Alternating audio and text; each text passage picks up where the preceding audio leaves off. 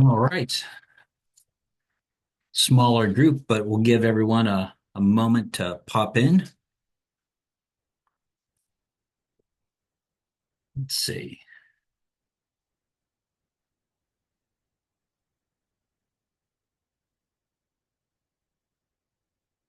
The document camera has a microphone. That's weird.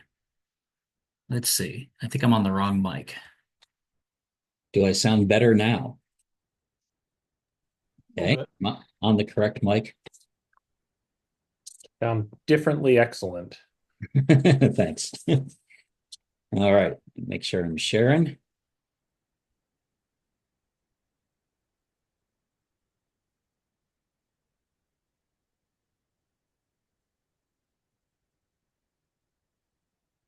See if we have Matt today. We don't. He originated the derivation that we'll get to. Hopefully we'll get to at some point. We don't need the doc cam yet. This.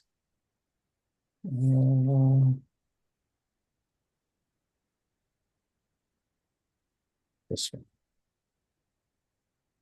Okay. Yeah, I think I'm recording.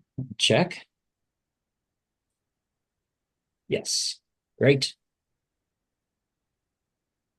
How is everyone? Oh, Matt is here. That's great. I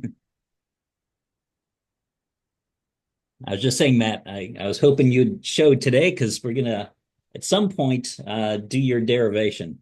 Well, half of it anyway. Um, it's really two different derivations. So we're back on to, last time we talked about AI a bunch. I think Clay popped in and gave us a talk that she had done at a conference or two, and that was fun. And at the very end, we did a little bit of how to get some infrared imagery. We'll do a little bit more of that today.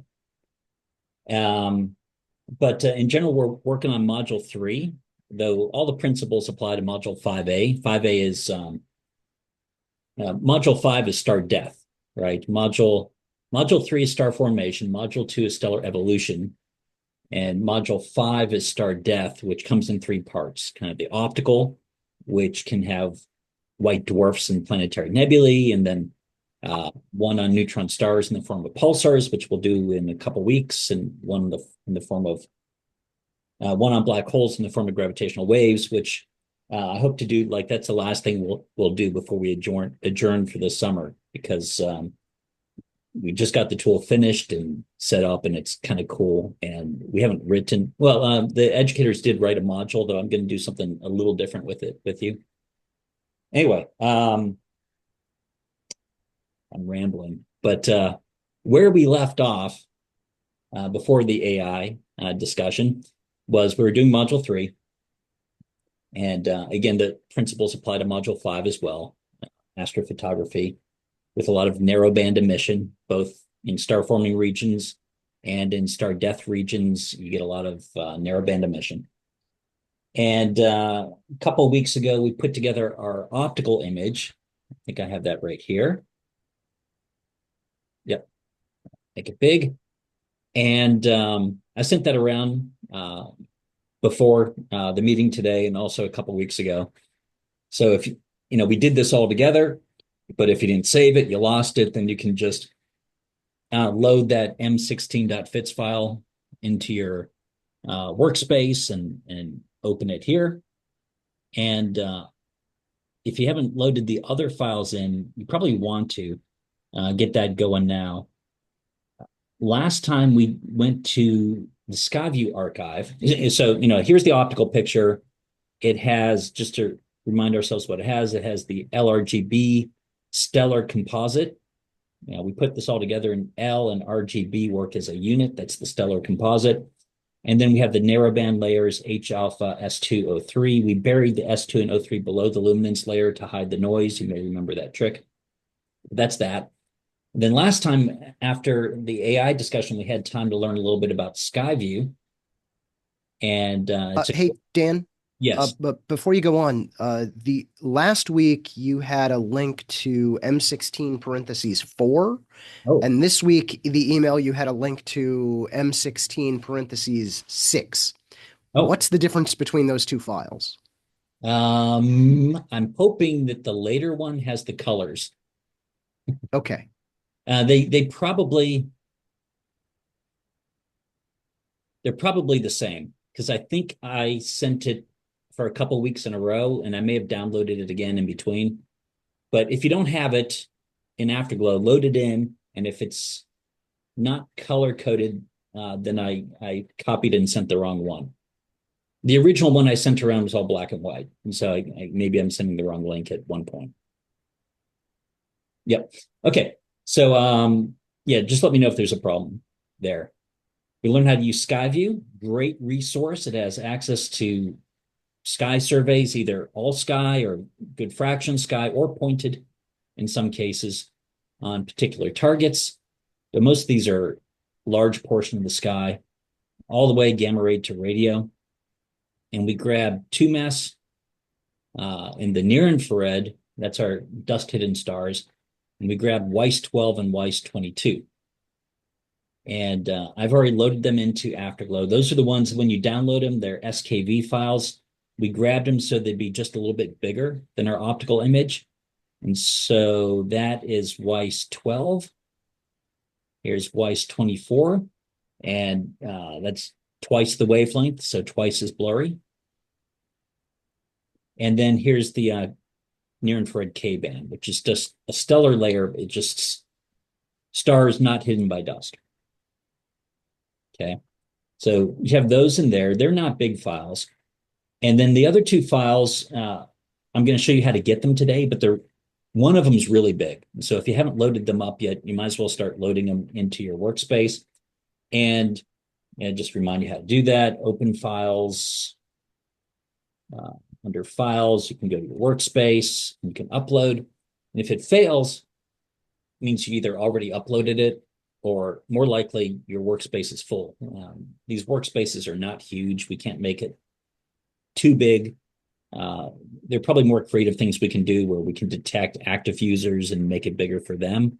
But right now, everyone gets the same space, so they're a little limited. So if you do fill things up, just go back out and pick some things to delete, or if you're worried that you have hard work in there, you can download it first and then delete it. If you ever want it again, you can re-upload it.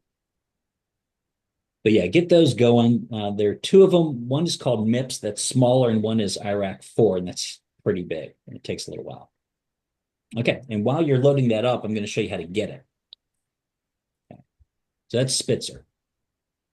So Spitzer is like WISE, but better. It's newer. It's one of what NASA called the great observatories.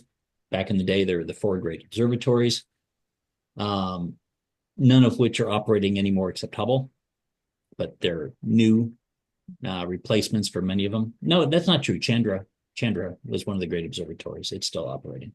But Spitzer's not, and the other was Compton, and it's been replaced with Fermi. Anyway, let me put the link in the chat here.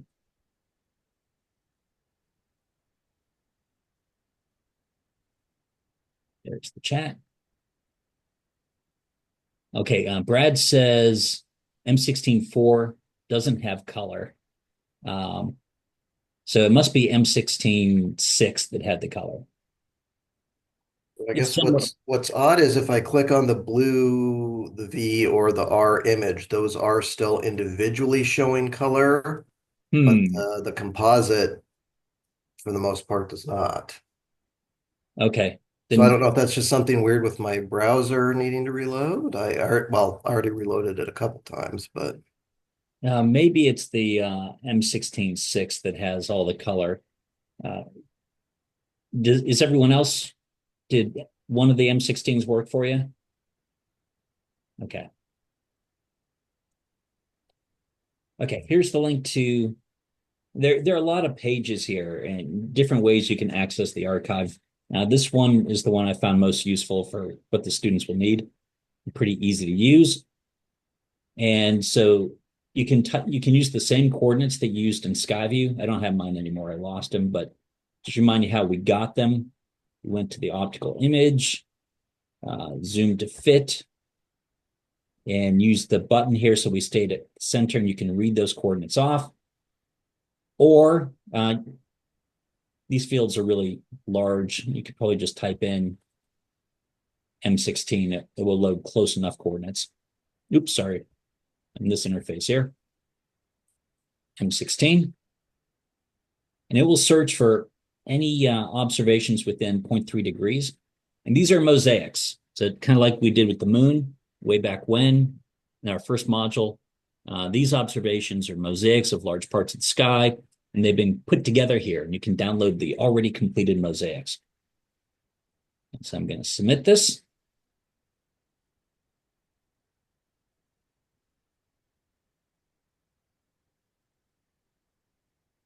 Okay. The first picture they put up is always some garbage. I don't know what it is. I won't worry about it. But you slide down here to the table. And so there are multiple instruments on Spitzer. I'm not familiar with all of them, but the two that I know about are IRAC and MIPS. IRAC has 4 channels. You can kind of see them here. 3.6 microns, 4.5, 5.8, and 8.0. And the first 3 still have a lot of stars. It's that last one, 8.0. It's kind of like the Weiss 12 micron. It's mostly the dust, and that's what we want.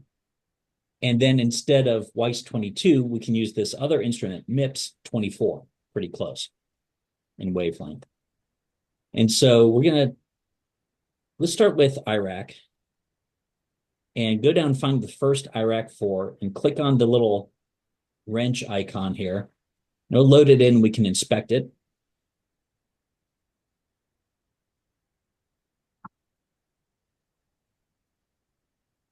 Never saw this before. Try again. The first one that doesn't have to necessarily be the 8. I thought there was an 8 micron, but maybe I'm. Oh yeah, I was. yeah, that's right. So Yeah, there's an 8 up here. Still, I'm not sure why the image is not loading. I guess that one's IRAC 1 though. If I'm looking at it now, 3.6 microns. Okay. Oh yeah, but the second one here is 8. Yep. Yep. Yep. Are you getting an image when I click on?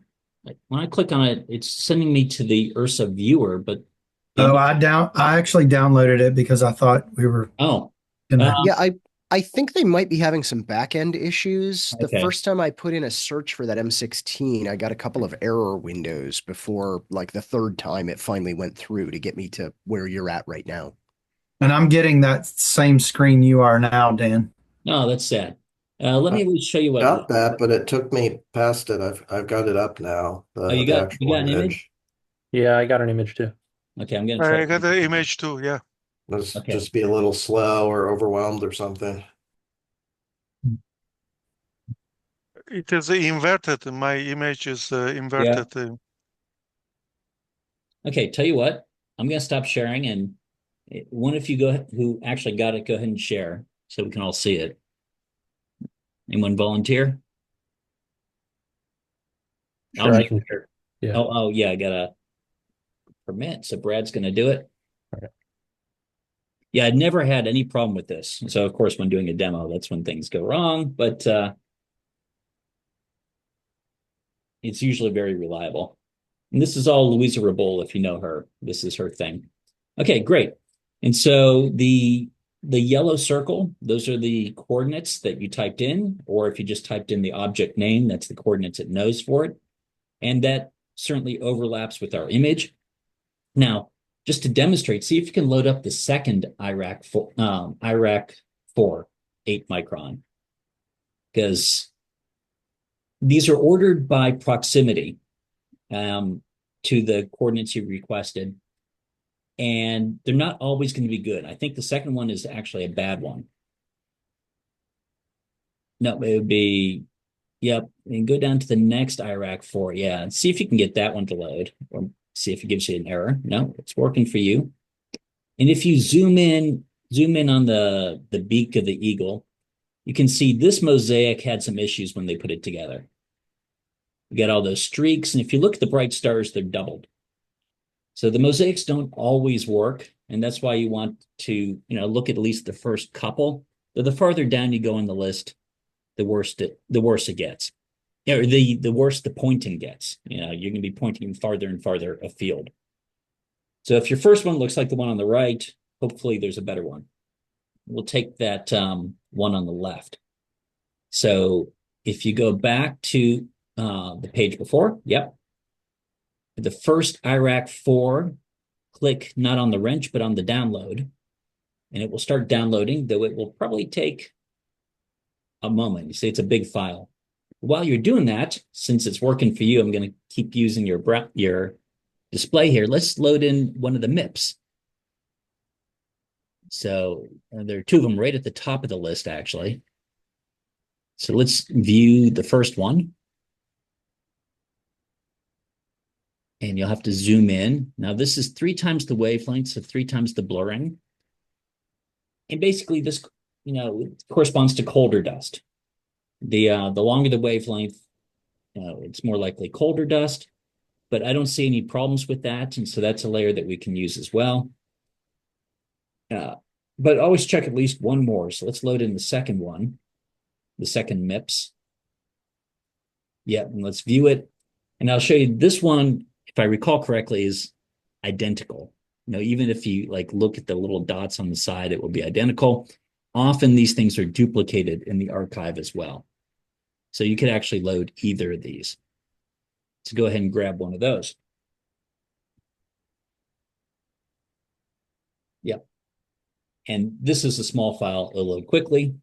And these are the 2 files that I sent ahead of time saying you should get them uploaded just because the IRAC 4 one's big. So everyone knows how to get them, how to find them. Now let's go into Afterglow, and I'll take the share back.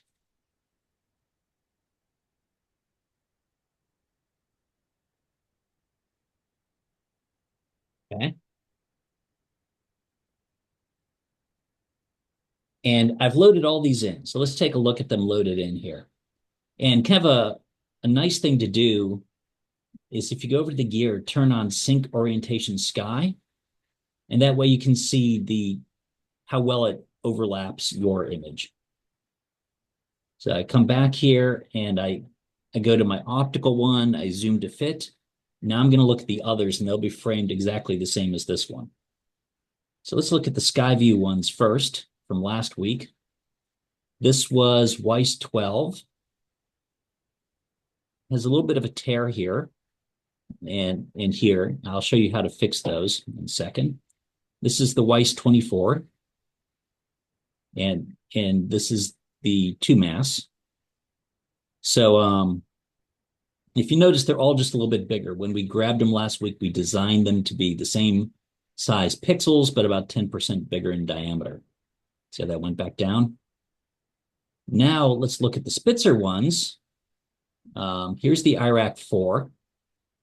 And that's comparable to the Weiss 12. And just see how much better. Here's Weiss 12. Here's Spitzer IRAC 4. Definitely want to use the Spitzer if we can. It's just many years after Weiss, and so just much better technology. Though it didn't cover my whole field. I will lose a little bit of the corner here and a little bit of this piece here.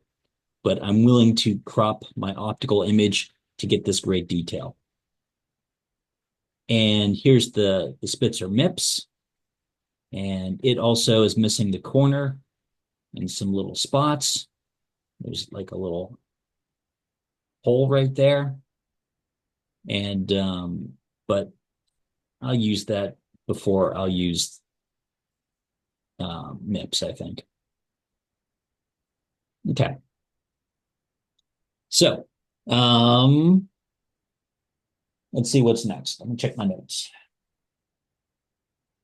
Got everything in there.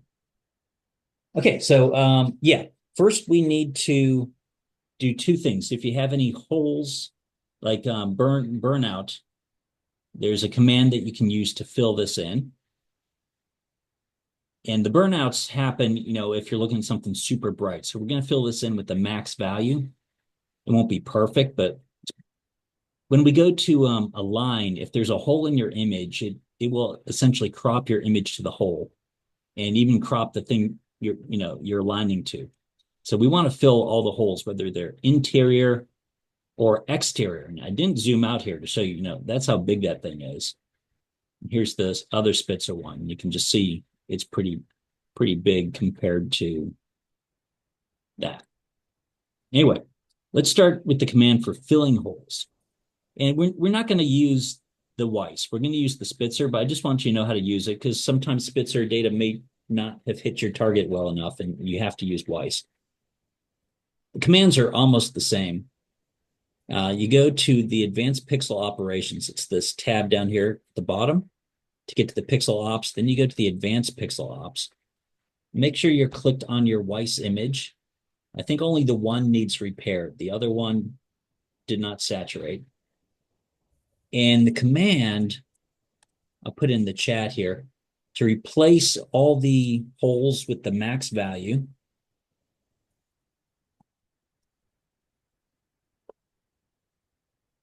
That's the command. We may have done this at the end last time, actually. Yeah, but if not, it doesn't hurt to repeat. You can overwrite. Now submit. And it'll pop back in just a second. Rotated my field, but yeah, it cleaned it up. Now with the spitzer ones, we need to fill in all these outskirts areas. And since they're in the outskirts, we'll fill them in with the min value. So here's the command. Again, there's a whole language here. And I don't even, there it is in the chat. There's a whole language here. And if you know how to use it, you can do essentially anything, not just the things we've coded, made interfaces for, but anything really. And so I'm going to fill in the outskirts there before aligning.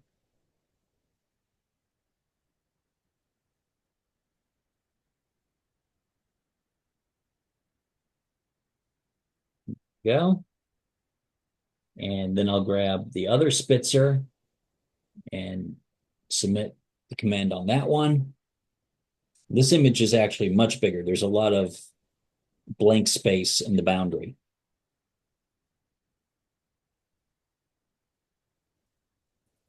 But you gotta do this before we do the alignment routine. The blank space is filled with nans in the data file, and the alignment routine just chokes on the nans. Hey, Dan, in the MIPS image, it looks like there was a saturated hole that we didn't fill that's now filled with dark. Yeah, that guy right there. You are correct. And I just noticed that for the first time, like literally 30 seconds ago when I was showing you. I was like, oh, that explains this thing that we'll see in a second.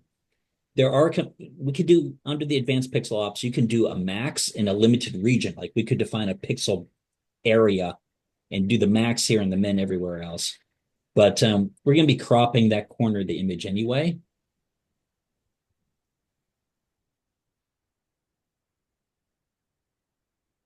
It's kind of right here. And we have to crop up in this region. We have to crop all the way to here anyway. So we'll probably just crop it a little bit farther and get rid of it. Okay, so I think it finished filling it in. Yeah, it did. Everyone good? Okay, so now we're going to align and crop.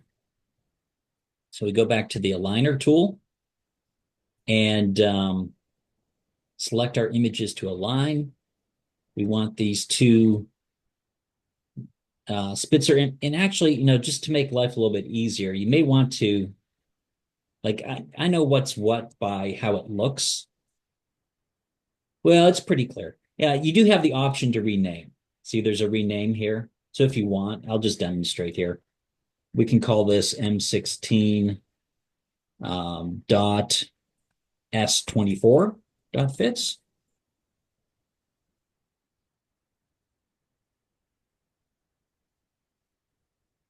I'll rename this other one. This is M16 dot S8 dot fits. And let's see, one of these SKV files, that's the 2 mass data, so I'll rename that one too. Let's rename it M16 dot to mass K dot bits. You call it whatever you want. It just make it easier for you to distinguish them. I can tell what's what just by the file because I've used it a lot. Okay, so in the aligner, let's select these. We want the 2 mass. We want the S8, the S24, and then since these are all bigger than the image we already made, we only need to pick one of the layers from the image we made. I'll just grab the first one, and that's the one we'll align to. If it's not bigger, you have to select them all, and they'll crop to the overlap region. But we only need to select one, and that means it won't need to reload all the other images. So I've selected those 4, and the reference image will be, in this case, the H alpha, the one from our optical group. We're going to crop, rotate, scale. You don't need to skew, but you will need to enable rotation and scale. WCS and submit. This shouldn't take long. Now, those giant Spitzer files are no longer giant, and your browser should speed up if you were having problems. So we'll just check that out. The 2 mass should be the exact same size. It has to reload it because it's aligned and cropped it. And here's the MIPS.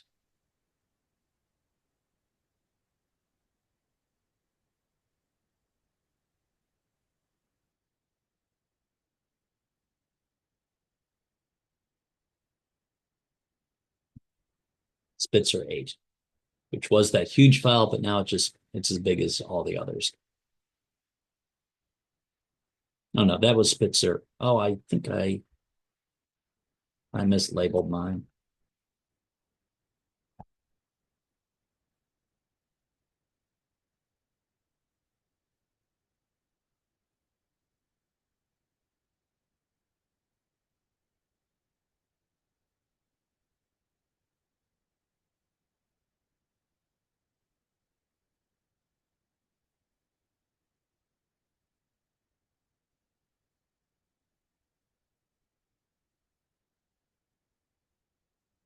That's right.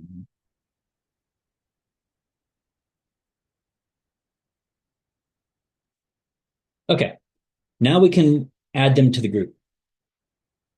So I'm going to select, as soon as it updates the name, I'm going to select the group and these new layers.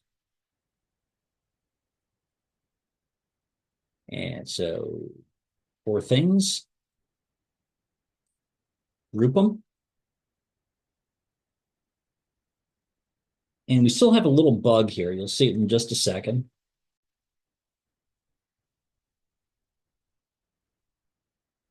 The order of the layers is messed up. You don't actually see it till you start to move them.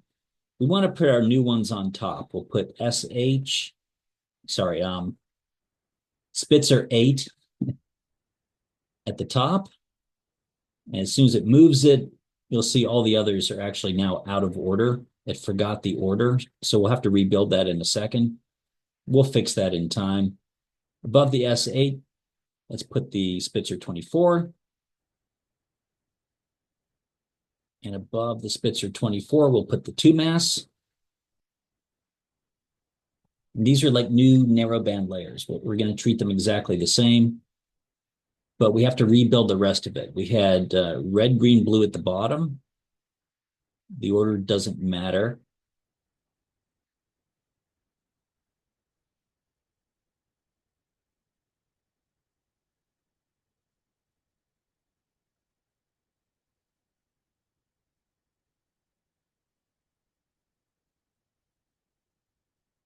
Then we had H alpha was above the luminance layer, and we had the S2 and the O3 below the luminance layer.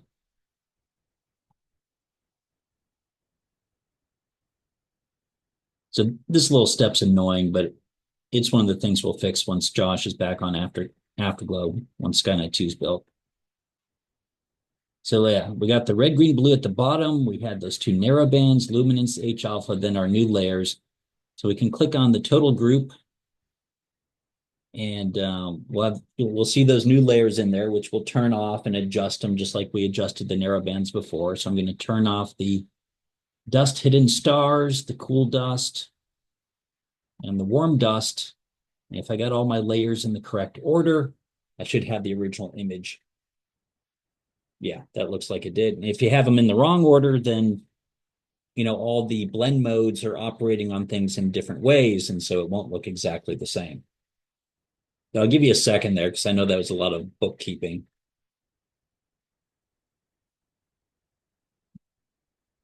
Make sure you have your original optical image again and your three new layers up at the top turned off, ready to be processed individually. And then it won't be very, the final steps, it's stuff we did with the narrowband layers before, and it's not hard. It'll go quick. Then we can start calculating stuff. Just give me thumbs up when you're ready.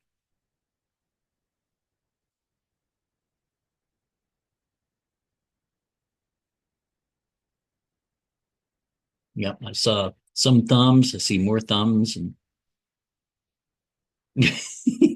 Dave gave me a classic Dave look. Okay. Give it just a moment more. Then we'll walk through this final image processing. And what will come out will look wonderful and magical. And, just so you know, not all of your students' none of your students' images are going to look this good because they're collecting much less data.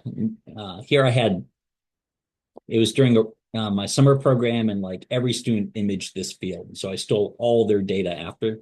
But the nice thing about MWU is each year when we do it, students image more and more and more, and you can grab the archival data and add it to your own. So each year it's going to get deeper and deeper, and all these deep sky objects will eventually look this good. Okay, here we go. Let's start by turning on Spitzer 8. Okay. Come over here to display settings, the top one. And let's select that Spitzer 8 layer. It's gray right now, but it's the third one down if you ordered it the same as me. Okay. First, let's give it a color. And with the warm dust layers, this is warm dust and Spitzer 24 is cold dust. For warm dust, I like to use the heat map. In cold dust, I use the cool map. Though often in some images, I choose to flip them because visually it looks better. Now, this does not represent color as we see it. This is just kind of we're encoding the image. And so I'm going to use the heat map for this. And so it makes kind of an orange to white palette, and that will tell us we're looking at warm dust. Now that's way too much, right? So we're going to have to tune this down. Let's go to, just like we did with the other layers, we put it into midtone. So go to the stretch mode, put it into midtone, and hit default for starters.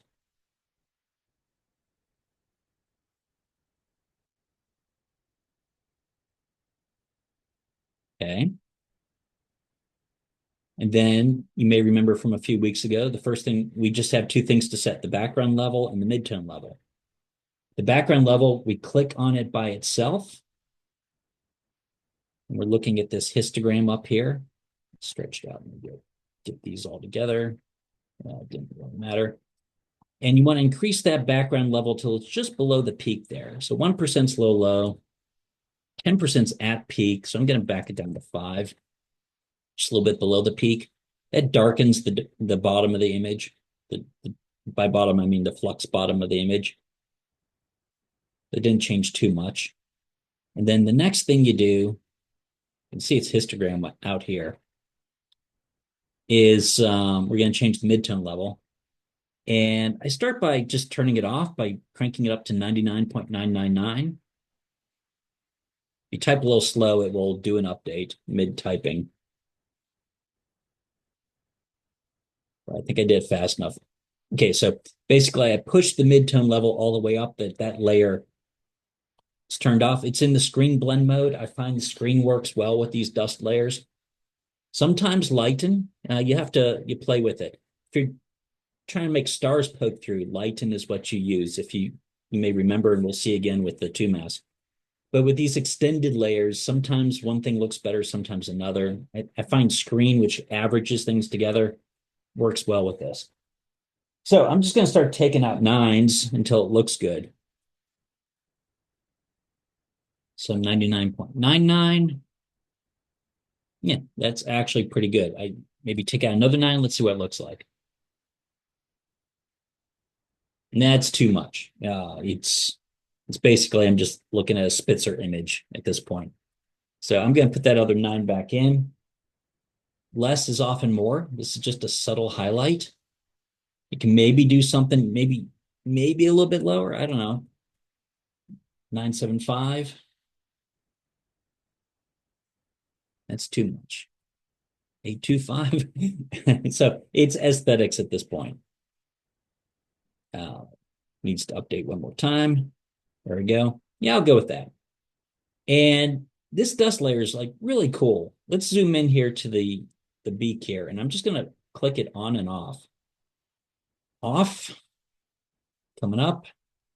Yeah, now I'm going to turn it on. It's like turning the lights on. But it's the dust is embedded in these denser clouds, and it's being heated by these nearby stars right here. You can really see it over here, this little mountain. Again, I'll turn it off. And we just see blackness, right? There's just dust blocking all the visible light.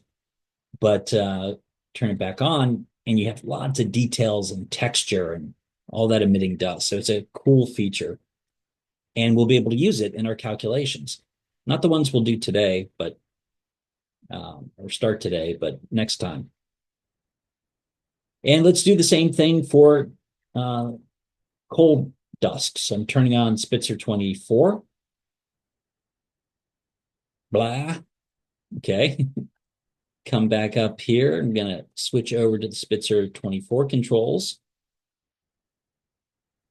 Put that one on the cool map. Again, in some regions, you want to flip the colors because it just looks better. Turn on the mid-tone. Hit the default.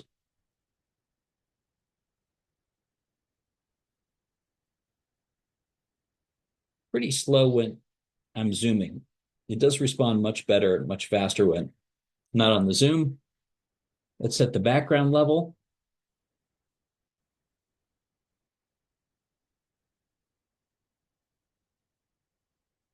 10, 20, 20's at peak, so I'll go back down to 10.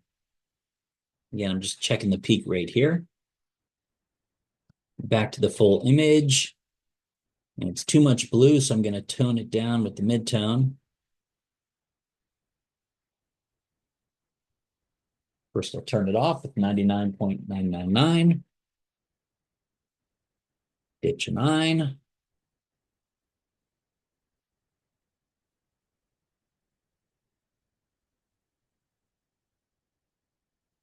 Okay, ditch another 9. Here's that thing that we should have filled in with the max, but it was filled in with the min. That's not bad. It depends how much you want. Maybe a little less. 75, 99.75. Nope, that was a little more.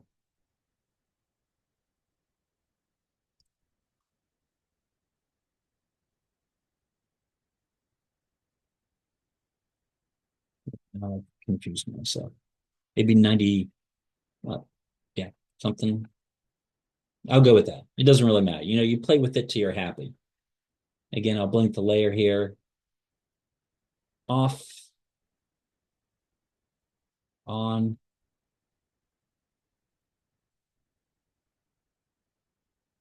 A little bit less. 99.595. Okay, something like that. And here's like a little globule of cold dust and out here too. Okay. Now, the last layer is the two mass layer. I'm going to turn that on. And this is to show us dust hidden stars. And it's going to show us all the stars, the ones that are already there and then ones that are hiding in the dust. Too many stars, but we'll take care of that. Same story as always. We're going to come over to display settings and pick the layer. And with trying to get stars to poke through, we're going to use the light and blend mode. It takes whatever's brighter, this image or everything, the combo beneath it. I got rid of a lot of the stars because they weren't brighter than the background stuff.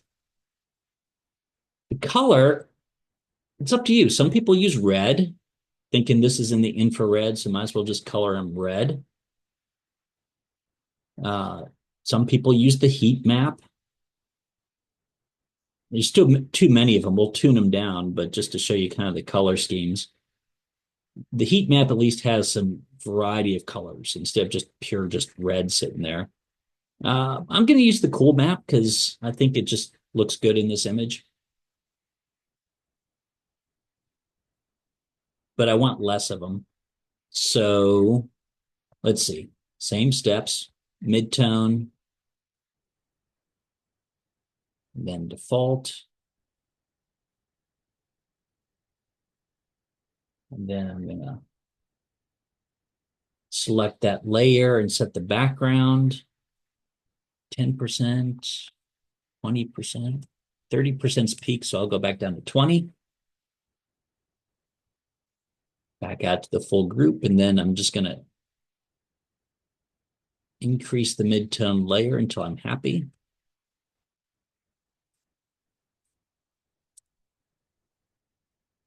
Crank it up to 99.99, and then I'll ease it down, I'll back it in. I turned off most of the stars. I'll get rid of a 9.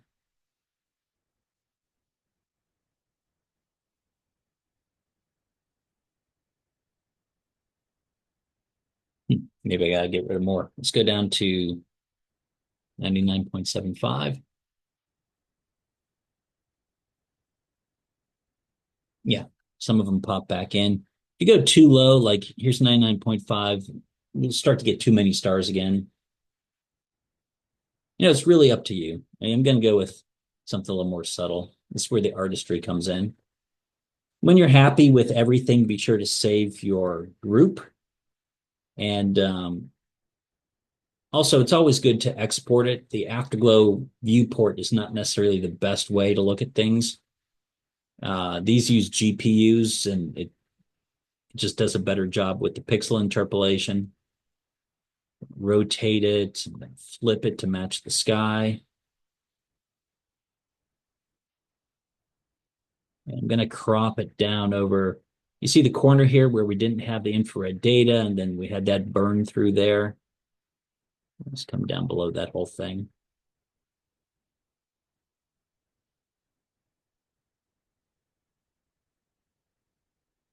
It looks gorgeous. I love it. I love this image. It's fun.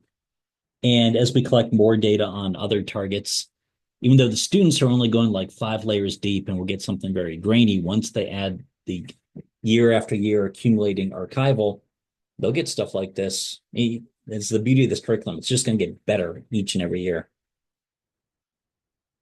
So, that's the STEAM part. That's the fun part. But, well, no, the physics is fun too. So we're going to move on to that next.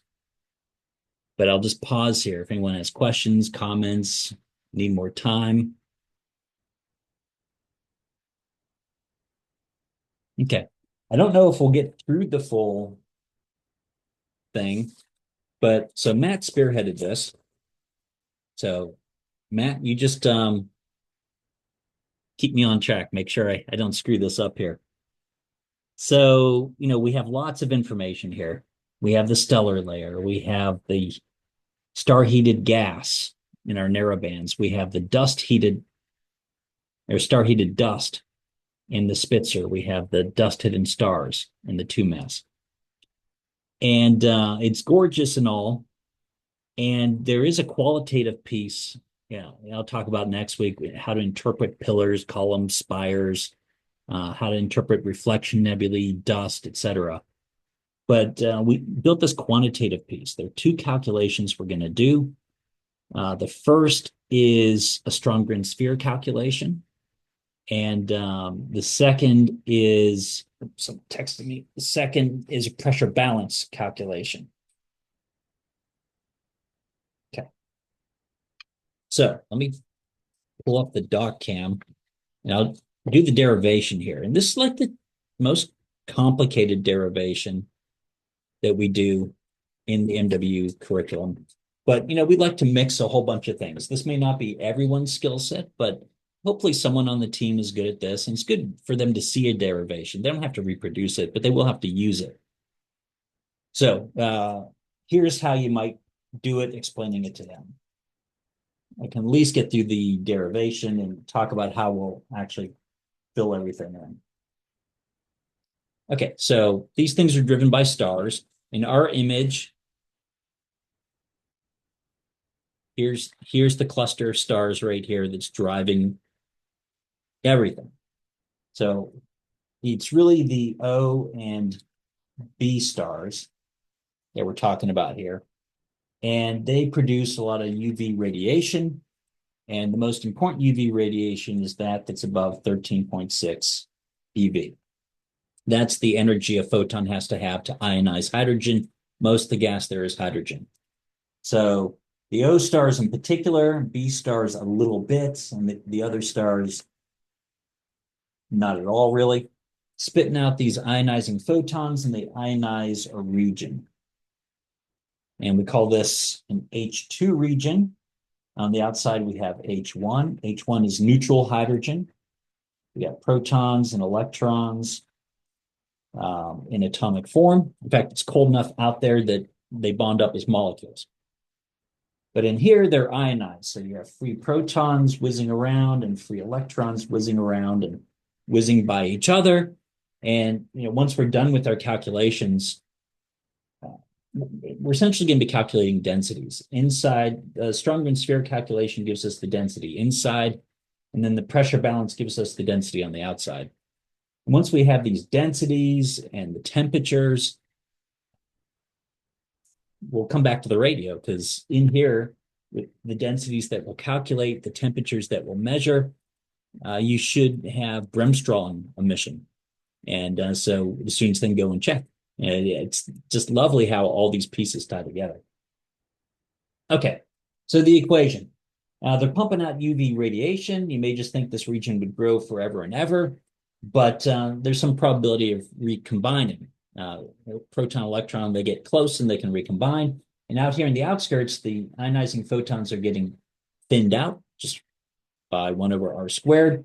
And so at some point, recombination can keep up. And so the boundary is given by when ionization, and don't feel like you have to take notes, the ionization rate, because it's all in the video. I have videos for all this. And we're recording this as well. So when the ionization rate equals the recombination rate, that determines the size of this region. Okay. And I try to go slow for the students. I'm going a little faster for you all. Ionization rate, we're going to slowly turn this into an equation with symbols. So ionization rate, that symbol is N star. It's just the number of ionizing photons coming out of the O and B stars per second. And we'll actually use AI. It just ties in lovely with last week. We'll use AI to estimate this. And it was really bad when we started, but chat's gotten better at this. Okay, and this side, the recombination rate, well, to recombine, you need a proton. Is there a link? Yes. And I'll share that I'll share that in a moment. Okay, let me do the derivation first. We'll set it up and then we'll do our calculations next time probably. N star is equal to the number of protons. Sorry, so the recombination rate. To recombine, you need protons. So it's going to depend on the number of protons.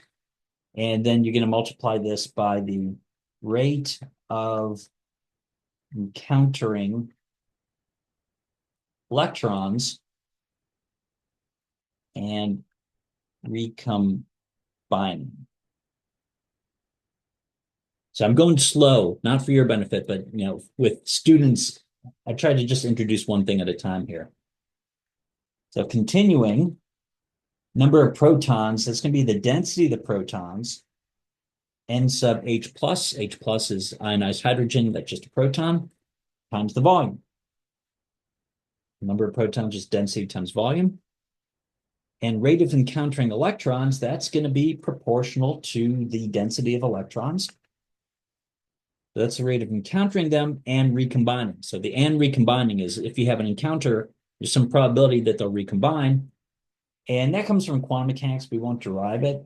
It is a function of temperature, which you can imagine. If the protons, electrons are moving faster, it's going to be harder for them to combine. Slower, the easier it is. I'm going to rearrange this, put the alpha T out front. I usually just do the rearrangement, and then I do the next step here. Density of protons, density of electrons on the inside. I ask the students, are these related? And after a little bit of prodding, they'll say, yeah, they should be the same. Because remember, it was neutral, and we ionized it. And so for every, it's hydrogen, so for every proton, we have an electron. They're the same. So we can rewrite this alpha T times the proton density squared times the volume. Okay, and this is the classic Stromgren sphere calculation. This one here, the probability of recombining at a given temperature, what Matt did is he looked this up for temperature of about 10 to the 4 Kelvin, because we'll see these H2 regions are around 10,000 Kelvin. So you look that up, that goes here. And for the volume, it's called the Stromgren sphere calculation because we approximate the region as a volume. The volume as a sphere. And is it a sphere? No, of course not. This is bumpy and lumpy and misshapen, but almost all the measurements that we're going to do are so coarse, so crude. It's good enough for an order of magnitude estimate, and this is what astronomers do all the time. So this is a very astronomical thing to do. We have n star on this side, density of protons on the inside, and the size of the region. I spared the students the rest of the algebra, but basically if you solve it, you get the density is 540 cubic centimeters because astronomers use CGS. And then you get an n star, and we're writing this in units of 10 to the 49 per second. That's raised to the 1/2 power. I tell my students who are not necessarily good at this to just raise it to the 0.5 because that's a common calculator error. They raise it to the 1, then divide by 2, right? So you can even just write 0.5 here. And then you get the Stromgren radius, and we've converted this into parsecs to the -3/2. Again, you may just want to write -1.5 to prevent those calculator errors. So that's our first derivation. The second one will be pressure balance. I'll save it for that one for next time. But let me just outline how we'll go about this. This is what we're trying to get at, the density on the inside. And so we need to know the size of the region in parsecs, and we need to know the rate of ionizing photons. So the size in parsecs, we could probably do that part. Well, I'll describe it, and we'll do them next time. So the size in parsecs, I have a little spreadsheet, and I'll point you all to it, and you'll be filling stuff in next time. And I'll send around the complete combined image if you didn't get to it, but there's a spreadsheet there. And we're all going to be doing the same target, the eagle. Here's the one my students did just a week or two ago. Here are their team names. They all have different regions. And they calculate the size of these first four get us to the interior density, and the rest here is the second calculation for the exterior density. So they've measured the size of their region as an angle in degrees first, and you can do that right in Afterglow. We'll do it. Don't feel like you have to do it right now, but we have a measuring tool. So you can measure angles, and so you can get the kind of the radius of the region. Or if your region's bigger than your image, I'll show you how to do it in Stellarium. So you get that. We look up the distance. They already know about Gaia from Module 2. And so they'll just find the distance on Wikipedia or Google, but you remind them it comes from Gaia. And then using the small angle approximation, they calculate the radius. We convert from an angle to a physical size in parsecs. Then the only other thing we need to get is the rate of ionizing flux. And if you look on the second page of that spreadsheet I sent you, I have little calculators. Everyone gets their own little calculator. And here's spectral classes, O4 through B2. So O4 stars are really massive, like 70. The B2 are down to 10. Here are the temperatures, hot to still hot. But here's the ionizing flux. Remember, O stars, their black body spectrum goes out into the ultraviolet. So you get a lot of ionizing photons, like almost 10 to the 50 here. But it drops off pretty quickly. By the time you get down to B2, they're barely contributing. So we just really need the number in each spectral subclass. And these little calculators will multiply and sum and give you the ionizing photons. And the way you do that is you'd go and take a spectrum of all the stars and classify them. And that's, we don't have that capability or that time. People have done this. And so we will use AI to help us out here. And as Clay taught us last time, if you ask the question well, it can do a decent job. Now, it's not going to be great. And the earlier versions hallucinated a lot. It was very hit and miss. But this is pretty good. And I'll actually give you the kind of the statement that I use. How many stars in each spectral subclass from O4 through B2 are in the Eagle Nebula? If you just stop there, it will say, that's kind of hard to do. Like, go check the literature. But if you say, give me your best guess in the form of a table, subclass versus number, I'll paste that in the chat. I will again next time as well. That phrasing it that way seems to work. And it gives me the table with the number in each. And really, it just has to be accurate for the top few. Because they dominate all the ionizing flux. See, if you're way off down here, it doesn't even really matter. And the nice thing about this calculation, everything's so approximate that unless they have something totally crazy, they're still going to get reasonable values, even if you lose or gain a factor of 2 here or there. So that's how we're going to do it. We're going to measure. We're going to use chat to get these numbers and then stick them in our little calculators. And then back here, and then we'll use the equation to calculate the density on the inside. Then we'll use pressure balance after that to calculate the density on the outside. These clouds should be 10 to the 2 to 10 to the 4 per cubic centimeter on the outside, less on the inside because they're hot and have expanded. And we'll see. And I can show you what my students got, but I'll save it. I can't. I'm so excited. My students doing a whole bunch of these. I'll just kind of cut to the end here. Exterior density. They're all between like 10 to the 2 and 10 to the 4.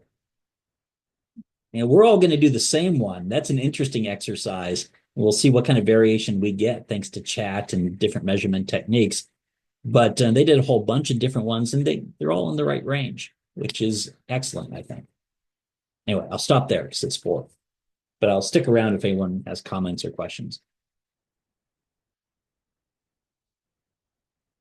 Okay, well, come with your image ready next time, or if not, I'll send it around the completed version, and we'll carry on from there.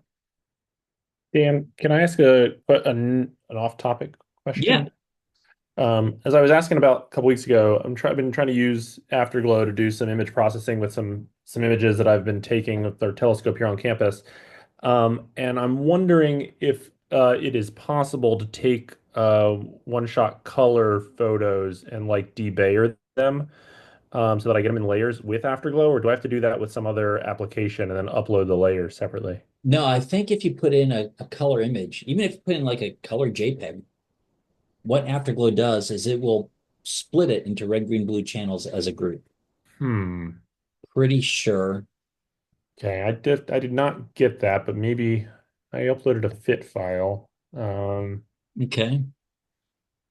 Let me So it's see. a fits file, but it's color. So we may have an issue there then. We haven't tried that.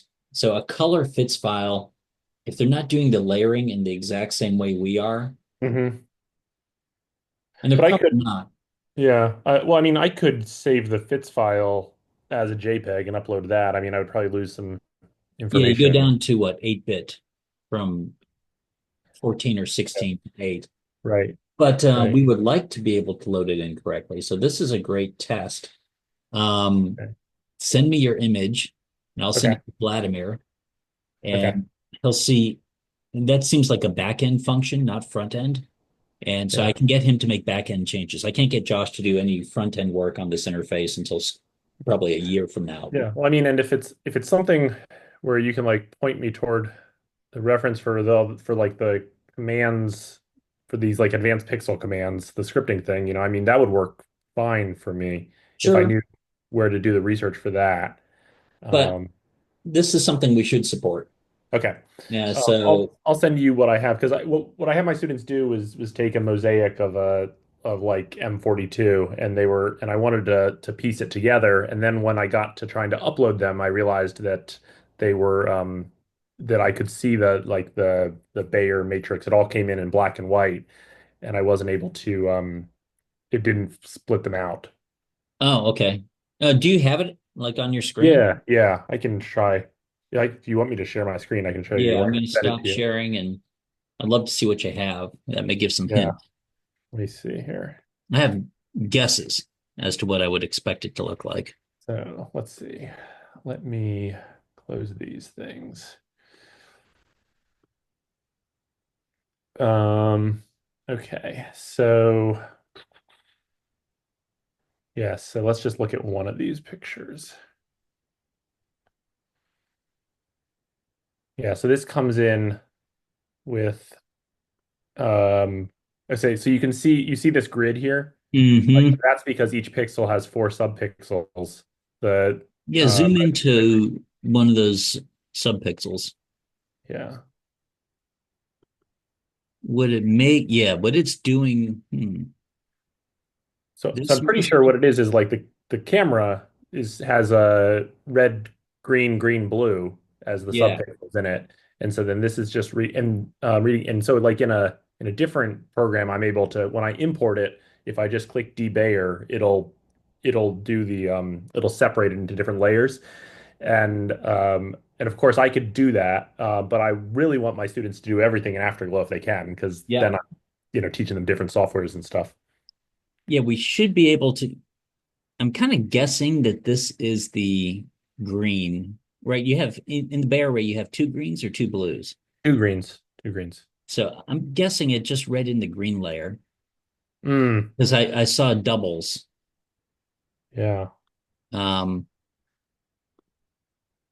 it must be formatted slightly different. So it's not ideally what it would do is it would separate into red, green, blue, and it would also do the debayering, filling in the blanks with the other ones. Right. And but yeah, Vladimir should be able to do this. Okay. Yeah, send it to me. I'll reply to you and Vladimir and see, and he should be able to do it quickly. Okay. Great. So just if I just include one of these pictures, that Hmm. enough? Okay. Yeah. That's awesome. That's fantastic help. This is more than I could ask for. So I appreciate it. Well, let's see if he can pull it off. I think he can, without difficulty. So, All right. Fingers crossed. Well, thanks so much. sure, my Take pleasure. care. Bye. So I stop recording.